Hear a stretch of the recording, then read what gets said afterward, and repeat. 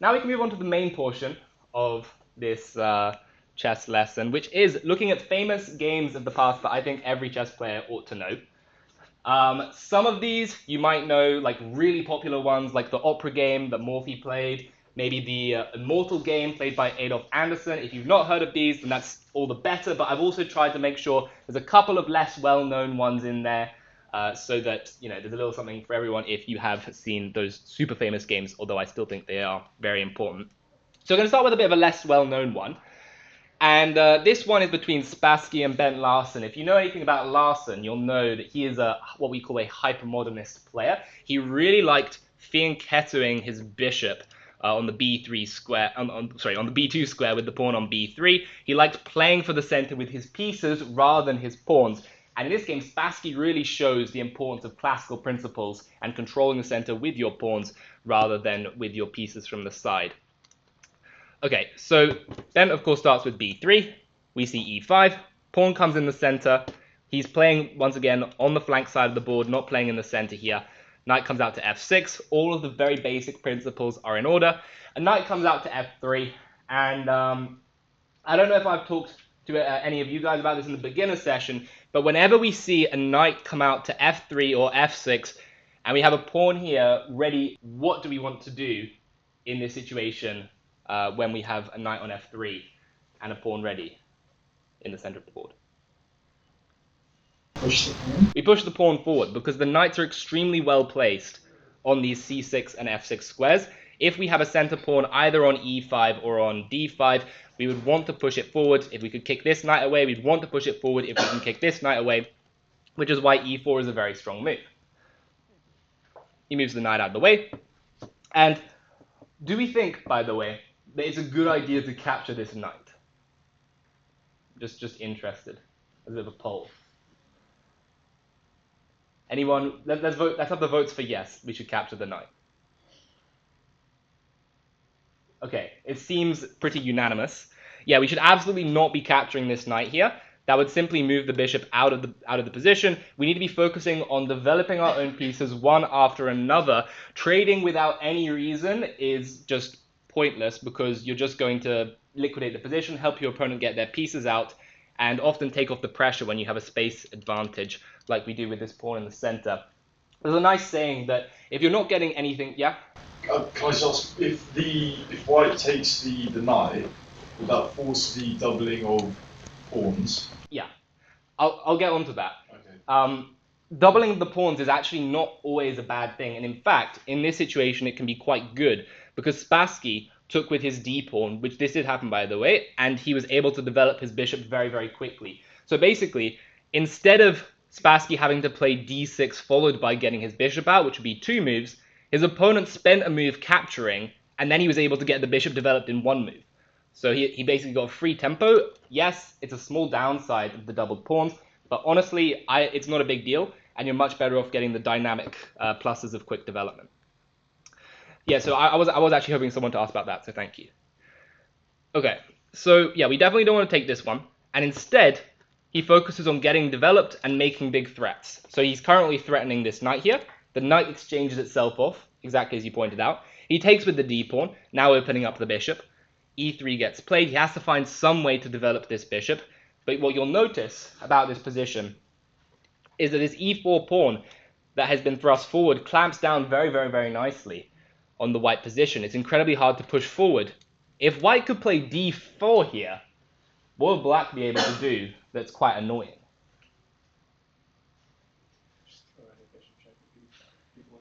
You could throw in a check, but then I think white would probably block, and yeah, they're trying to get rid of their bad bishop here because they would just hemmed it in. There's the special French move. It's en passant, exactly. So we'd be able to en passant this guy. And after the bishop takes it back, well, you can just continue your rapid development, like this bishop g4, queen e7, rook comes in, and this open d-file is going to be an absolute menace for black, who already has their pieces ready to occupy it. Okay, so bishop to f5 gets played as well, additionally clamping down on this d4 move.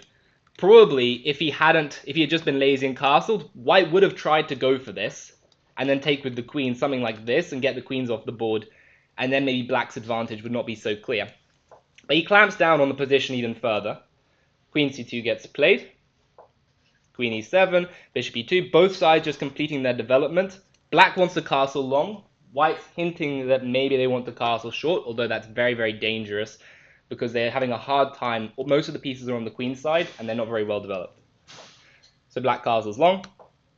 f4 played here.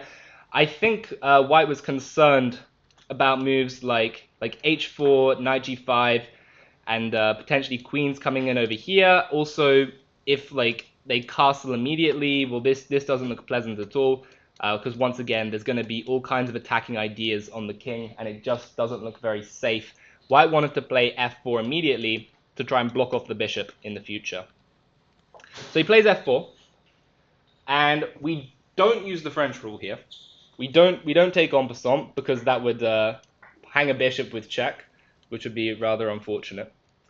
So even though it looks kind of nice, you can be like, oh, I've got a discovered attack on the queen, I'm attacking the bishop, you've got to look out for your opponent's moves too. And white would take us to the check. And instead, yeah? Isn't en passant compulsory? Many people have said that en passant is forced, and you can use this to your advantage against inexperienced players who may believe that this is true. But Ben Larsen, Spassky was a very strong player. He was a super grandmaster. He knew that en passant is no longer forced at the top level, and therefore he didn't fall for it.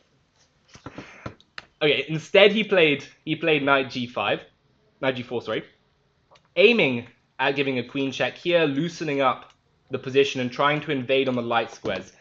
You'll notice that because white's placed the bishop over here, put the pawn forward here, Spassky immediately jumps on the weakened dark squared diagonal. And because the opponent is down in development, hasn't got the knight in the game, it's going to be very, very hard to defend. g3 gets played, stopping queen h4. And here, Spassky comes up with a lovely, lovely idea. I could ask you guys to try and figure it out, but this is quite difficult.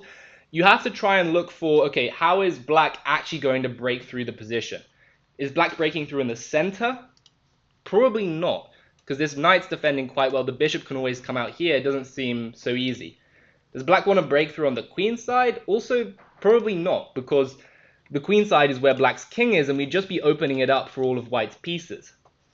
So that leaves us with one option of trying to open up lines, because that, at the end of the day, is how we're going to prove the advantage. You have to open up the position so that your extra development can actually shine. So any ideas for how we can open up this position here? Jump pawns onto the king side? Yes, specifically which pawns? G-pawn I get. G-pawn is the most obvious to start with, I suppose. Possibly the H-pawn. Yeah, it is one of these two pawns.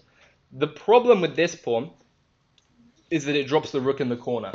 So you gotta look out for your opponent's moves. Although, admittedly, even that doesn't look so bad, but there's no reason to sacrifice material here if we don't have to. And we can do an equally good job with pushing this to h-pawn forward, which is what Spassky played. His idea is that he wants to play h4, he wants to take on g3, and in this situation, the rook won't be able to recapture, the pawn won't be able to recapture because there is a pin on the rook.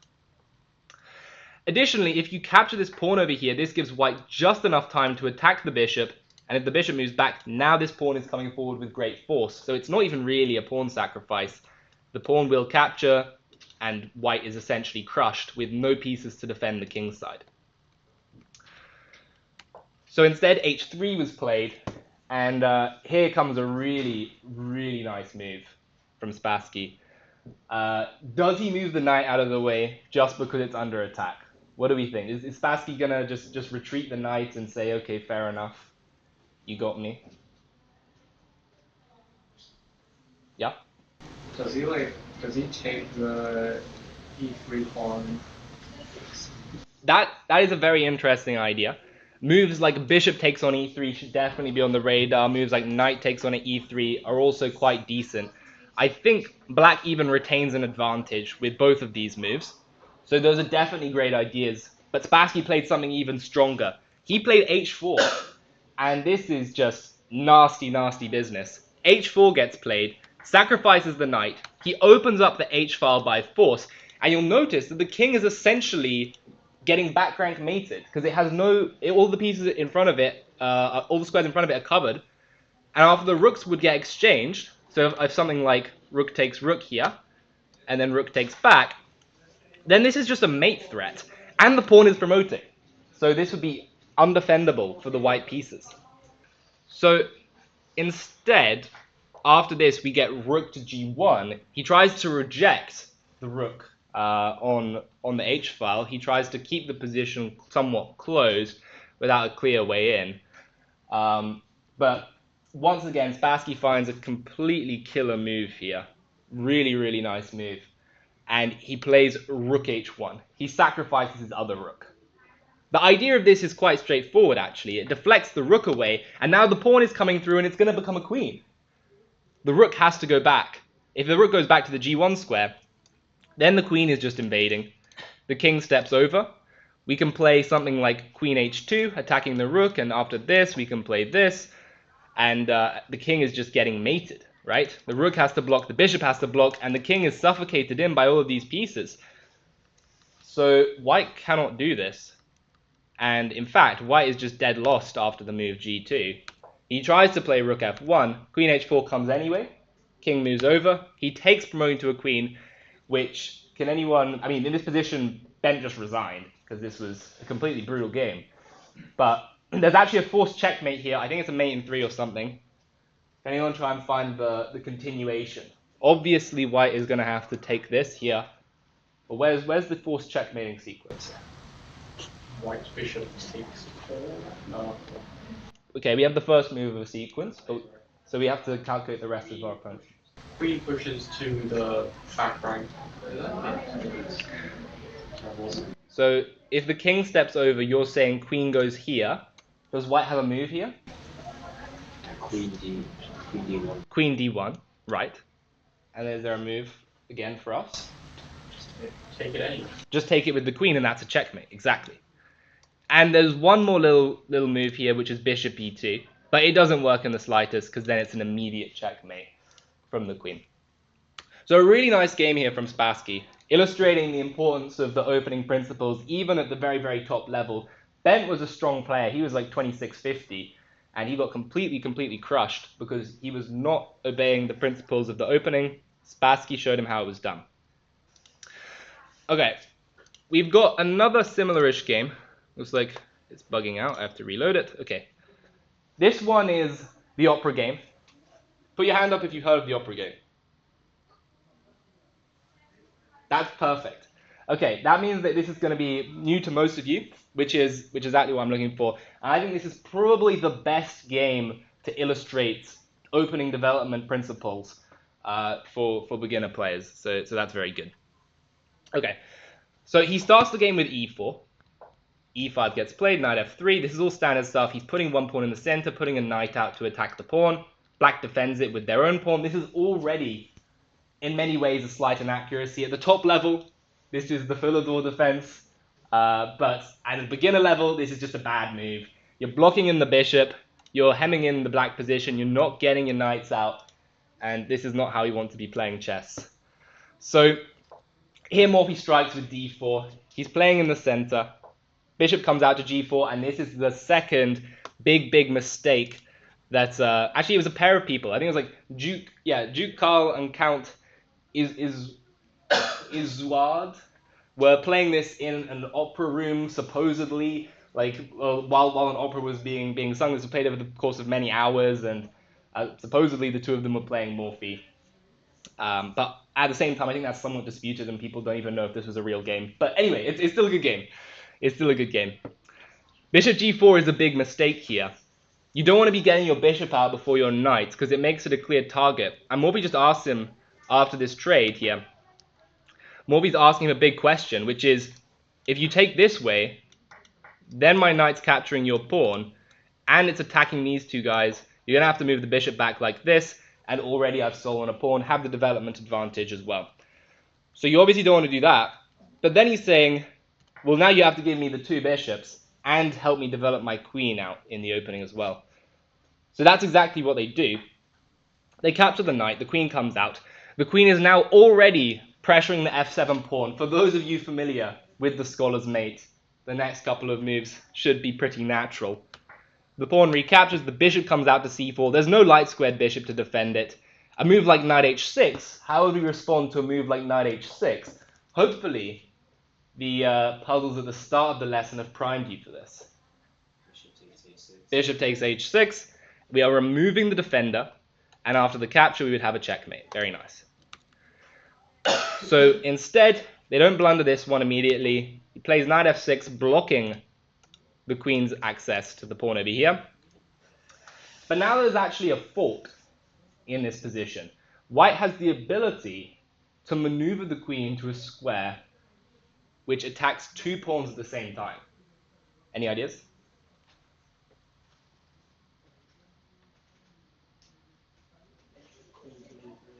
Queen b3. Exactly. It teams up with the bishop to attack the f7 pawn, this guy over here, and also attacks the b7 pawn. So queen b3 was played, and now it's getting very, very tough, because if the queen comes in here, it's going to be a terrible day for black, because the rook's also in trouble now as well. He tries to play queen e7. The idea is that if you capture the pawn, then the queen comes out with a check, and he saves the rook, right? Although this position is still quite bad, and I'm going to be completely honest here, I would have played queen takes on b7 if I was playing this game. I would not have played like Morphy. Even though Morphy's move is better, they're fairly close in evaluation between knight c3, what Morphy played, and the move queen takes on b7. Queen takes on b7, very, very safe option, gets you a clean extra pawn, still a great position. But Morphy, this is truly his style, develops knight f3. He doesn't care about grabbing the pawn. He wants to tear his opponent to shreds, because he's saying, black, what have you done? You played the Philidor. You've blocked in your pieces like this. You've blocked in the bishop on f8. The queen is looking very awkward. And you've not developed your other knight here. So the more and more things that your opponent does, which are a bit weird, a bit off the beaten track, the more likely it is that just doing the normal stuff, the standard development, just getting your pieces out, the more likely it is that that kind of stuff is just going to crush your opponent. And you need to find the right time to make the switch between doing the standard stuff and saying, now I'm going to punish the opponent. That's where the skill comes in, and that is difficult to do, but it is something that comes with experience. But the best chance you have of doing that is just doing the normal stuff, getting the pieces out. So if c6 gets played, obviously afraid of some checks here, afraid of some knight jumps. Morphy doesn't care, he just wants to develop his pieces. He's getting the bishop out now, creating a nasty pin on this knight here. Also getting ready to castle long and involve a rook in the attack. Pawn b5 gets played. This is really the last straw here. Black has gone completely off the rails in the past few moves. Black is not getting the pieces out, and black is just basically disrespecting Mr. Morphy. What does Morphy do in this position? Because he switches mode. He switches mode from just doing the basic stuff, and he starts to really punish his opponent for their play. I like you might take the pawn with the bishop. Take with They take, then if they recapture, you check the queen. No, no, no. It's a good idea, something revolving around the pawn, for sure. This diagonal is very weak, as you pointed out. You wanted to check with the queen, but then it's quite hard to build up extra pressure. So is there a better way that we could try and use that diagonal to our advantage? Knight takes on b5, exactly. After knight takes on b5, they have to recapture. There's no other option. The bishop takes on b5, the knight blocks, but now this is a devastating situation where both knights are pinned, and both knights are pretty much the only things protecting each other. So in reality, no one's protecting anyone. This is terrible. White continues with castling here, adding even more pressure to the knight. Black brings the rook in, protecting the knight. And in this situation, Morphy decides to start chopping things down. He sacrifices the rook here, removing one of the pieces defending the black king, and he also, through this sacrifice, allows his other rook to enter the game. This is critical here. He's involving every single one of his pieces, saying, I don't care if I have to sacrifice here. You're already playing without a rook and a bishop, so that's no problem. The rook now moves in. Do we think he cashes in? Do we think he cashes in on this amazing pin from capturing the rook? Absolutely not. Of course he doesn't. He brings the other rook into the game, adding even more pressure here. You can see the knight is not protecting the rook because it's pinned. by the bishop here. So really, black has essentially no moves here. If you try and exchange the queens like this, well, then all of a sudden we can play a move like, I mean, even bishop takes is winning. What else is winning? Probably this one is the easiest way to win is just after this taking here. We can just bring the queen into the game. This is another way to win. Basically, everything is winning if you just move the queen up like that. So he tries to protect everything with the move queen e6. And this offers a queen exchange. He's trying to get out of trouble here. Of course, Morphy is not going to trade the queens, but how is he meant to actually finish off this game with a win? Well, first he captures the rook. The knight has to recapture, and it looks like he's running out of steam here. He's not got many pieces left. How's he going to finish off this game? If we could somehow teleport the rook over to d8, that'd be quite nice. But there's a knight in the way, so we have to get the knight out of the way. Could he just take with the rook and not the queen takes? He goes queen b8 check. Unfortunately, I think he would take with the king, which looks pretty weird, but I don't see an obvious checkmate here.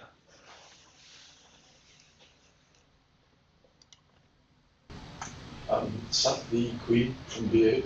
Exactly. Sack the queen on b8. When there's a situation like this, where you have a checkmating idea with this rook and bishop, you can imagine that the other pieces don't even exist. They don't matter in the slightest. All that matters is your goal of trying to deliver the checkmate. You don't want to be afraid of giving up these sacrifices, and he finds the move queen b8. Very, very nice. Rook d8 finishes the game with a checkmate. So this is one of the most famous games of all time.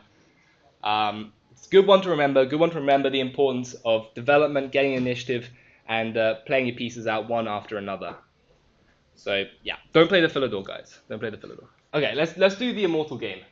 This is next to the Opera game. If you search up like the most famous games of all time, this one's probably going to come up with there. This one basically, Anderssen he's a romantic player. He was playing at the same kind of time as Morphy, like 1800s, and he was just playing lunatic chess, honestly. Anderssen would either go down in flames or he would emerge a phoenix. His games were completely insane. But this was one of the games where it went well for him, and it was a very, very nice game. He played e4, e5, f4. This is the king's gambit. I wouldn't recommend that you play this, but at the same time, if you want to play this, then go for it. At least it's not the Philidor. He took on f4, played bishop c4 here, which is another weird variation. Generally speaking, the main move here is knight f3 to try and stop the queen check. But Anderssen's so crazy that he wants to encourage the queen check to come in so that he can then play knight f3 with a tempo. So you can see how important tempo is in the opening. You need to get your pieces out as quickly as possible. That's why all these guys were sacrificing like madmen. So queen came over check, king f1. Honestly, b5 is just a terrible move. But they loved development so much that his opponent just said, I want to deflect your bishop off the diagonal and then get my own bishop into the game immediately. But so he did take it. The knight came out. The other knight comes out now, attacking the queen here. Queen comes back, pawn d3, opening up the bishop scope onto this pawn over here. Knight h5 is played. This was the first move that's properly weird. He is making a threat here, if anyone can spot the threat that black has. Let's say black got another move. What would black do? Knight to g3. Knight g3, right. Exploiting the fact there's a pin over here, black would take the rook, then trade the queens and say, I'm up in exchange, I'm doing good. So Anderssen came up with quite a creative way of intercepting this problem whilst also improving one of his own pieces. He played knight h4, saying now knight g3, I can take it with the pawn, and the knight is in the way, and you cannot take my rook. So the queen g5 got played, attacking the knight, and at this point you can start to smell that something's off. Something's fishy here. Yes, it does look like it's a fork. There is an easy way to respond to this fork, by the way. We'll get to that a bit in a second. But this move just smells wrong. Like, check has been played, queen has gone to h6, now the queen goes to g5, the knight has gone to f6, and it's gone to h5. There's a really important rule that you all should know, which is that you don't want to move the same piece multiple times in the opening. I think Morphy has a quote. He says, help your pieces so they can help you. You're not helping your pieces if you only help one of them out. You've got to give them all the time to shine. So black here has moved essentially 2 pieces 5 times. This is not good at all. Yeah, Anderssen moved one piece twice, but he did that for a concrete reason to defend against threat, so it's not a big deal. So already something has gone very wrong for black here, moving the same pieces a lot of times. These kind of things should tip you off that there will be something in the position and things will go well for you. Also, we do have an immediate problem here though. This is a fork. How are we going to deal with that? There's 2 ways we can deal with this, or 2 ways that you can get a piece to safety. You can either move the piece out of the way, or you can interpose, which means put another piece in the way of the queen's attack. So is there a way that we can try and get the knight out of trouble and interpose the queen's attack on the bishop? Knight F5. Yeah, it's knight f5, exactly. And this does look like it fails to the move g6.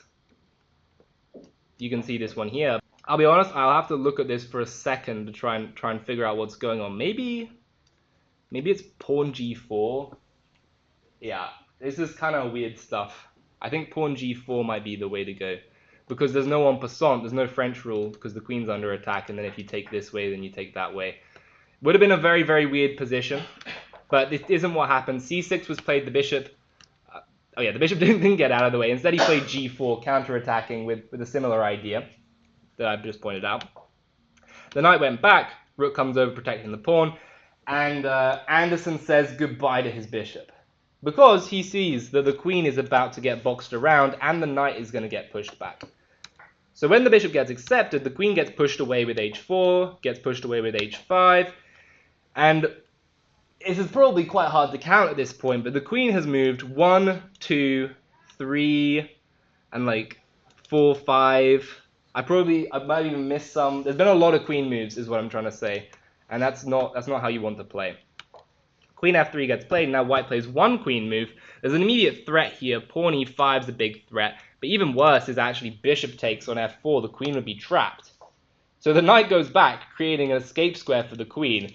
And this is looking really, really grim now. Bishop comes out, attacking with tempo.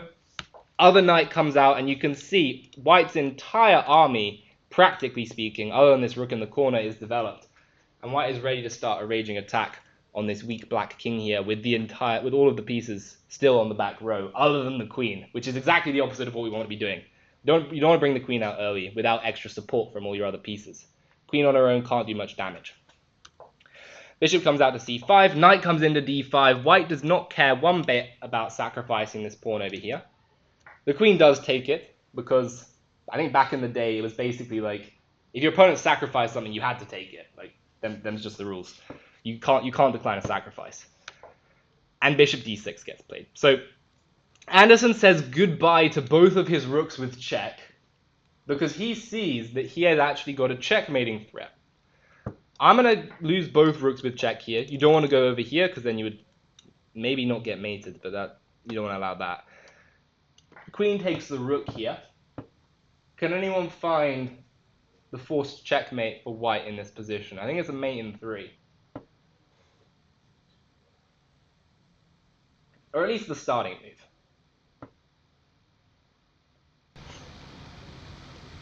Knight g7. Yeah, knight g7 is the first move. King steps over. It's a mate. Sorry, it's a mate in 2. I don't know why I said mate in 3. Could be a mate in 3 if you wanted. Bishop c7 is the mate in 2. And if you want to be like extra mean, you can play queen f6 and then bishop c7. This is also checkmate, because the knights are covering both of them and this one as well. But his opponent didn't go for this, because he saw that this checkmate's fairly straightforward. Not too hard to see. There's no crazy sacrifices on top of it. So after the bishop went to d6, he instead took this rook and said, aha, now my queen is protecting the g7 pawn, and I have just claimed one of your rooks for free. So what are you going to do to me now? Well, he played e5, saying now your queen has no protection of the g7 pawn, and yes, I'm losing yet another rook with a check, but then you're right back in the same exact situation as you were before, with knight g7 and bishop c7 being a huge threat. So he took the rook, the king moved up to the side, and knight a6 was played. Now, the big difference here is that the knight is now protecting the c7 square, so bishop c7 is not an immediate checkmate. So how are we meant to still get this through? Well, we do want to take the pawn with a check, that much seems obvious. But now we have a problem. This knight's protecting this mating square, and this knight's protecting this mating square. Right?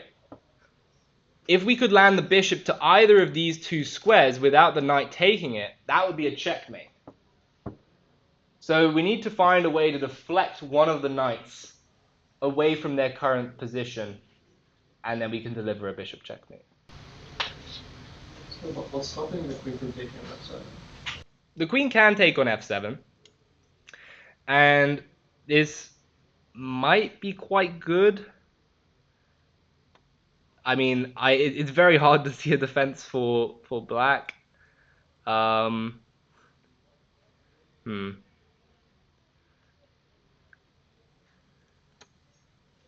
Yeah, this looks pretty awful as well, to be honest.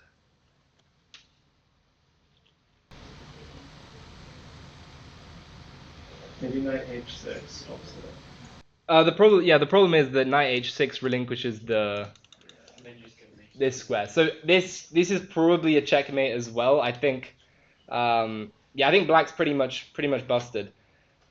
Maybe they could try and hold on. I think this is probably black's best move, something like here in d6. If I'm having to get really desperate here, and then, nah, you're still dead. So this is true.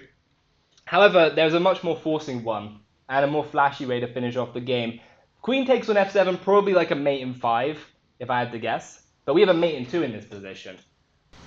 Queen sack on f6, knight takes. Right. Bishop e7. Exactly. So this is the immediate checkmate, which all credit to you if you're playing queen takes on f7. You do get the job done, but it is always nice to go for these forcing sacrifices. This is a Anthony Miles game. He's a pretty well-known British chess grandmaster, and he was playing right around like the 60s to 80s, I think. So definitely an older GM. Sergey also a very strong grandmaster as well. He's got the white pieces. Anthony Miles was known for playing some weird stuff.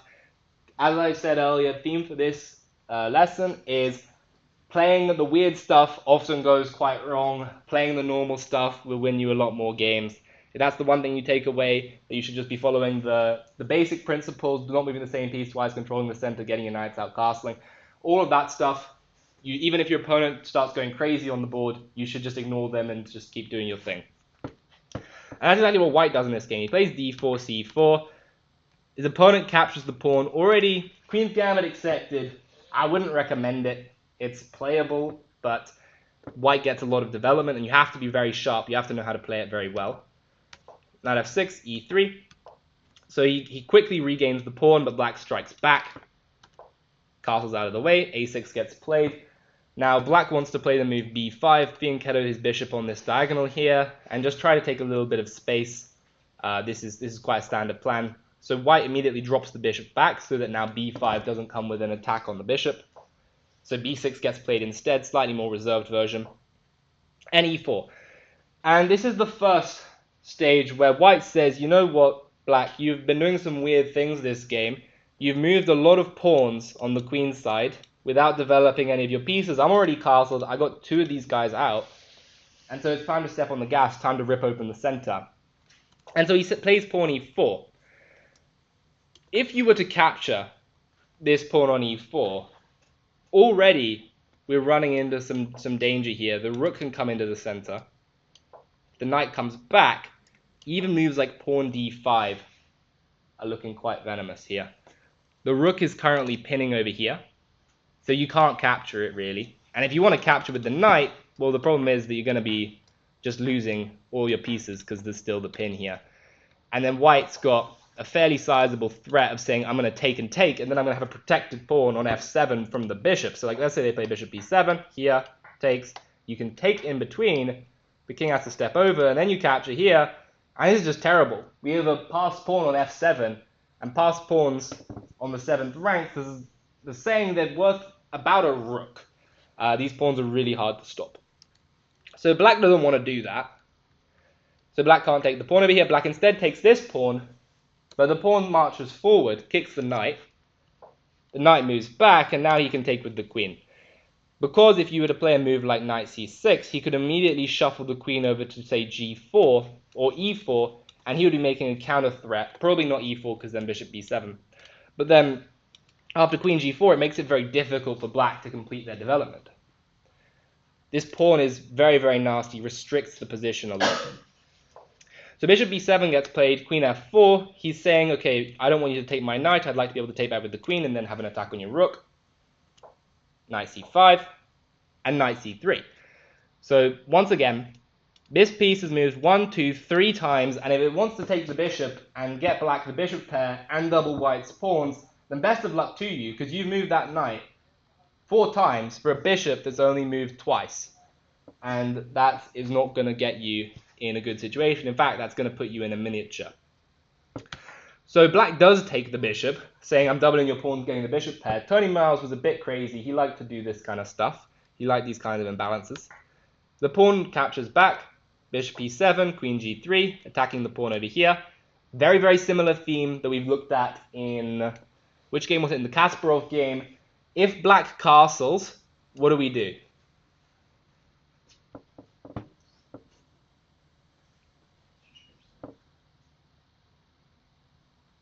I'm hearing whispers of bishop h6. And yeah, that's the right move. Bishop h6, and we win the rook. And in this situation, I think taking the rook would be quite nice because we don't have a rook behind the pawn to really get going with this attack anyway. So for that reason, black plays the move king f8, which, as we looked at in the Kasparov game, is basically black's only other response to this kind of stuff. Rook d1 gets played, attacking the queen, and this is now incredibly unpleasant. If the queen steps to the side, then we have bishop g5. We can try and exchange off one of black's only developed pieces with a piece of ours that hasn't yet developed. And in the case of them taking, we can take back with the knight. Now we're pressuring on f7. Queen f4 is a big threat. This is just undefendable. Let's say they play knight d7. We go queen f4. Let's say they go queen e8. We actually have quite a nice liquidation here that just wins the game on the spot. We want to look for ways to remove the protector of this knight. We want to invade with our rook, and also noticing this bishop is an undefended piece will help you come to the right answer here. If we can imagine that the king was on the same rank as all of these pieces and the knight was undefended, we would be able to capture the knight with a fork on the king and the bishop. So is there any way that we can try and force that onto the board?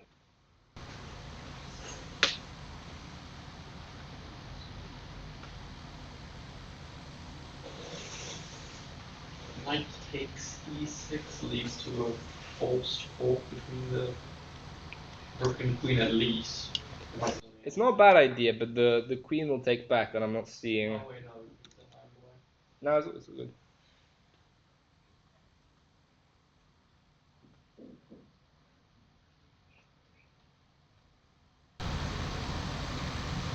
The knight takes f7. It is knight takes f7, exactly. Knight takes on f7, we deflect the queen in. The queen takes. Now the king is lined up, just as we envisioned, trying to get this nice fork. The rook now comes in, moves back, we take the bishop, and white's just left up one pony and completely winning. I mean, the knight can come into d6. This is just a terrible, terrible position for black. So the position for black is really on a knife's edge for defending here. This is very, very tough. Knight e7 gets played, trying to put a knight in the way, and rook a4 comes in. So he looks, what is my worst placed piece here? What is the piece that's doing nothing? It's actually not the bishop. The bishop's doing pretty well from this starting square. It can access any of these squares that it wants. The real problem piece is the rook. And the rook has just had a newly opened pathway from this doubled pawn, which allows it to get into the game. And white now has multiple big threats here. One idea is rook d4, trying to pile up pressure on this pinned knight, stacking the rooks in the middle, and saying, black, you are completely discombobulated. And the other idea is rook to g4, with rook g7 ideas, and this position is looking very, very, very tough for black. Queen e8 was played, saying I'm going to get out of the way of this rook d4 stuff. Rook g4 gets played, saying I'm going to take your pawn on g7 and checkmate you with my bishop. After I play rook takes on g7, bishop h6 will be coming. So g6 gets played, but now in comes bishop h6 anyway. So there was no way around this. The king has to move out of the way. The rook is literally trapped in the corner. That is not a good situation to be in. The knight now jumps in. Ideas of knight takes on f7, rook f4 is a strong threat. Like rook here is still a strong threat, moving this knight out of the way. Bishop goes back to f8, trying to force off some exchanges. He does take it, plays rook d4, attacking the knight. Bishop c6 gets played and rook comes back to f4, and now it is completely over. There is no way to protect this f7 pawn. He tries f5, but now the move that we all know is forced gets played. Pawn takes on f6, en passant rule comes in, and this is game over. You cannot capture it. You cannot capture it. At e5 was played as one last desperate attempt, and a really, really nice finishing move here from white. He plays queen d3. This is the impressive thing about these top players. They know when to step on the pedal. They know when to lose their pieces and look for counter shots. In this situation, queen d3, Anthony Miles resigned the game, because if you capture the rook on f4, there would just be a queen d6 check, king moves over, f7, gets the job done, wins the queen here, and white is just completely winning. There might be something even better. This might be a better move, taking here, because f7's still borderline unstoppable, but then maybe knight f6. I'm not sure which position's better, to be honest. This one or the other one, both look completely crushing those, so Anthony Miles resigned. Okay. Here we have another similar thing. You'll notice a big theme of most of these openings, on top of all the other themes that we've looked at, is castling into an unprotected area. So when you don't have a knight on f6 or a knight on f3, it can actually be quite dangerous to castle. These pieces, knight on f3 and knight on f6, are phenomenal defenders of a castled king. And that's how these kept going very, very wrong, because bishops would get lined up, queens can come flying in, and if you don't have the knight on f6 to stop all of the queen's infiltration squares and to protect the h7 pawn, then you can get in big trouble, and that's what this game's all about. I don't know who here is familiar with the Greek gift. Greek gift sacrifice, does that mean anything to anyone? Bishop sacrifice. Yeah, is the bishop? Yeah, bishop takes on h7 is the Greek gift. Well, that's all the better, because we're about to learn what the Greek gift is. d5 gets played, c4, e6. This is all very normal. I would actually say b6 is a big inaccuracy. Nowadays, I think this game was played in like 1880s or something, quite a while ago. So they didn't know about this. But b6, according to modern theory, is a problem because we get to capture this way. And now you say, black, you want to put your bishop over here, but you're just looking at your own pawn, so that's a bit dumb. So that's what the top players nowadays would play. They would take on d5. But Pillsbury was all about developing, he was about attacking, so he wasn't too bothered with that stuff. Bishop goes to b7, he plays bishop f4. Once again, I think this is still the strongest move, because now you get to play pawn e4. Something very similar happened in the game, but actually, in this position, black would be quite well advised to try and capture this pawn immediately, and to try and open up the bishop like this. But he didn't play that. Instead, we get bishop d6. One exchange happens, another exchange happens. He doesn't want to take with the pawn, because as we just mentioned, he doesn't want to block in the bishop like that. That'd be quite annoying. So he takes with the bishop, and then we get e4. So, once again, white is putting their knights out, 2 pawns in the center, developing with initiative, so attacking this bishop here while getting a pawn out, ready to get the other bishop out, ready to keep pushing the pawns forward and attacking the queen. And something very nasty about this position is that you can't put your knight to the natural f6 square. And why is that you can't put the knight on this f6 square at the moment? Yeah, you just push the pawn to e5, and that's a classic fork. So it's difficult for black to do a whole lot here. The position's already very unpleasant, and in fact, white's almost threatening moves like knight b5. here, which would be a fork on the two pieces. What's the problem with this move? Well, there might be queen b4. Even then, though, queen d2, and this is looking quite difficult to defend. So, black decides to stop the knight jumping in, seeing that there's knight b5, queen b4, queen d2, looks a bit shaky. He stops the whole knight b5 idea. Bishop comes out to d3, white's just continuing their development. White's position is phenomenal. The two pawns in the center just completely dominating all the space. Knight has to go to e7. It can't go to the natural f6 square. Castles, castles, and e5. And very, very soon, we're about to see the famous Greek gift sacrifice and all of the components required for the Greek gift. I'll break them down. Queen moves back. The Greek gift starts with bishop takes on h7. But you can't just play bishop takes on h7 in any random position. The first component of a Greek gift sacrifice that's going to work is that you have to have the opponent not have a knight on f6. If they have a knight on f6, Greek gift doesn't make any sense. One, they can just capture it. And two, all of your follow-ups with the queen are going to be terrible because, well, the knight would capture it once again. So Greek gift doesn't work if there's a knight on f6. Component number two of the Greek gift is you need to have a pawn on e5. The pawn on e5 is essential because it will cover the f6 square. We'll see why this is important later. The next thing that you need for a Greek gift sacrifice is a knight that's ready to jump into the game and a queen that's ready to jump into the game like this. Once you have all of those components together, you are ready to do the Greek gift sacrifice. Bishop takes on h7. King takes on h7, knight jumps into g5. Now, big problem here, and the reason why we need this pawn on f6, to cover f6 as well, is going back immediately loses to queen h5, queen h7, all of this stuff. There's quite a nice forced checkmate that's worth knowing if they play rook e8. Does anyone either know it or want to try and figure it out? Queen to f. F7. Queen f7 starting move. King goes to h8. From this position, after the king goes to h8, we have got knight e6, which wins on the spot because it attacks the queen and also threatens the checkmate. And if they try and protect it like this, then we have queen h5 coming back and delivering a mate like this.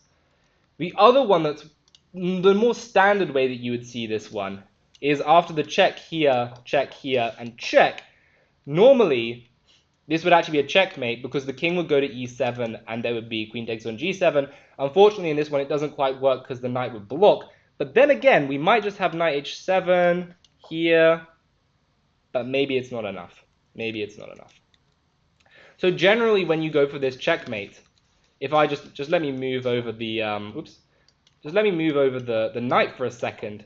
This is a much more standard way that you'll see the checkmate when there's this knight often on like c6 or d5, and you can go for this check here, here, here, check here, and this is the checkmate. So this is quite a standard one as well. Another reason why it's so important to have the pawn on e5 because it covers this d6 square as well. So black doesn't just want to go back because then black's going to just lose immediately, and that's no good. So instead black comes forward. White lines up the queen with the king, threatening knight e6, threatening knight f7, both of which would win the queen. Black moves the king over to g6, and Pillsbury starts maneuvering his knight over. He's not in a big rush here, and he's got a nasty threat as well. If black does nothing, he has knight f4, and after you capture the knight, well, it looks like we're losing quite a lot of material, but what would he be able to do in this position? Yeah, knight e6, exactly, with the monster fork. It's the double fork, it's the discovered fork. It's just terrible. So he's making a big threat here with knight e2. The knight comes out this way, stopping knight f4. He plays queen d3, sacrifices the knight anyway, and then plays f4. So he starts charging forward with his pawn, now enabling a rook lift. White is currently down 2 minor pieces, but is completely winning. King moves back, queen comes in with a check. He doesn't allow the king to run away to safety. This is very important. And after the king goes here, he opens up more lines with pawn f5, ready to activate his rook that he needs into the checkmating attack as well. And in fact, he can just bring in this rook like this. He doesn't really want to go for this because all of a sudden it's not so obvious how to follow up the checkmating attack. Black would just repeat the position. And this would still be completely winning. He would just have to transpose back to what was played in the game, which was rook takes on f5. Now, rook takes on f5, what's white's immediate threat here? White's threatening a checkmate in 1. Queen h5 is the threat. This would just be a checkmate. We've seen something quite similar in the checkmates, the beginner's checkmate lesson. This one, I don't know what it's called. It's called like the kill box mate or something. But that would be game over. So black tries to play rook h8, hanging onto the position. Queen g4 gets played. King comes back. He just takes on f7 here. He doesn't keep giving checks because then the king would maybe get away, and now it's not so clear how to continue. But after rook takes on f7, can anyone find some kind of way that black would protect this pawn on g7? Because it's a very simple threat. Queen takes on g7 is mate. But how on earth is black going to stop that?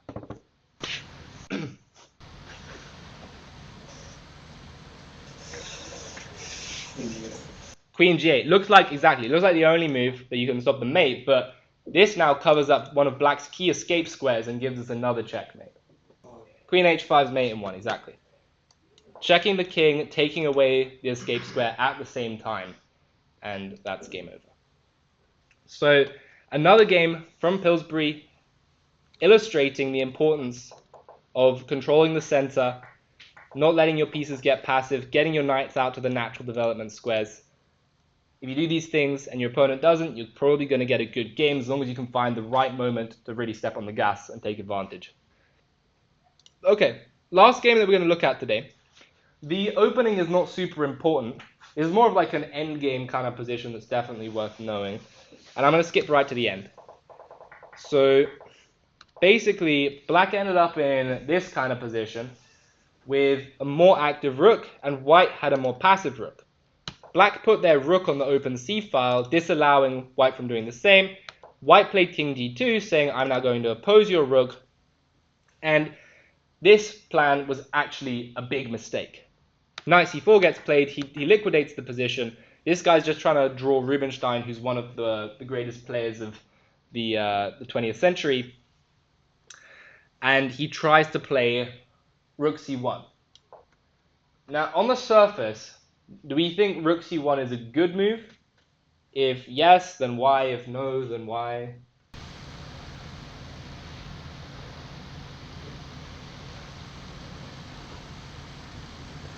I mean, yeah, because the black rook's getting a lot more active, so... Right, it makes sense, yeah, to try and get rid of the more active piece with your more passive piece.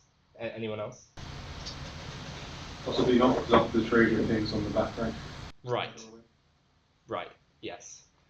So while you are training off your passive rook for the active rook, you're actually committing your king all the way to the back, where black can step up to the 6th rank and you'd still be stuck stepping up to the 2nd rank. You can see that black is making significantly more progress. But even worse than that, you're actually just further away from your weak pawn, or the pawn on h2. And black has a very, very clear path to it that's difficult to stop. Anyone want to chart a path to that pawn? f6, g5, h4. Right. Yeah, you literally just run in the direction of the pawn and you take it. And it's the only path that white can take to try and protect the pawn. Well, white can't go the long way, that's for sure. So white has to try and go all the way from the back rank and say go over here. But then really the passivity of the king becomes very obvious. And that's what we see in the game. The way that white should have tried to play this, probably something like rook here, and rook here would have been a better chance. Because then the king would be able to step up like this. And if the black king starts making a break for it, at the very least you get to keep your rook with the potential to give a check and stay in the game. But white immediately tried to trade the rooks. But this was their last mistake. Captures, and the game is a win for black.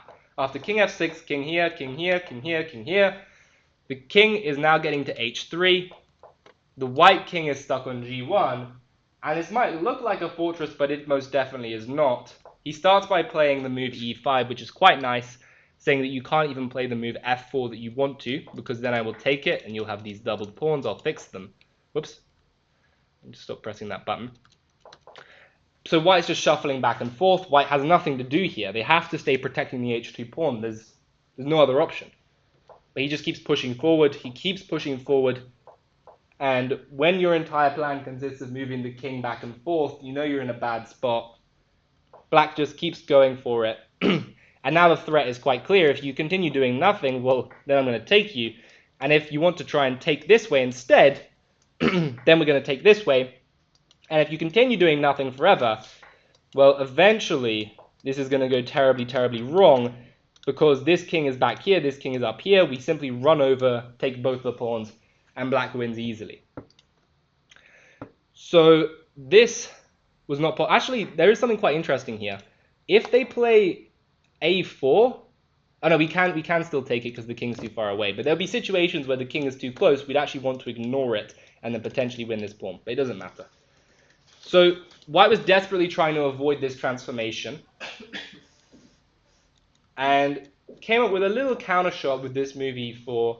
But it doesn't cut it. He continues pushing forward. And after all the pawns get traded off like this, white just resigned the game because black is up an extra pawn. An extra pawn is a win here. Simply because we're actually going to go after the other pawns. Oops. The position would have been a draw if there was only one pawn, but this is now completely winning because there are two pawns. The king will shield the other king, and you'll see there is no way for the white king to access this a pawn over here. It's just going to run up the board and become a queen. Okay, so those are all of the classic games I think it's worth for you to know. Hopefully you took away some key themes, the main ideas. Just do the normal stuff, get your pieces out. If someone starts doing weird stuff, keep doing the normal stuff, and try to find the right moment to really switch things up, take advantage and punish them. If you don't get it the first time, well, that's why you analyze your games. You'll see where you can punish them when reviewing. So yeah, thanks for coming.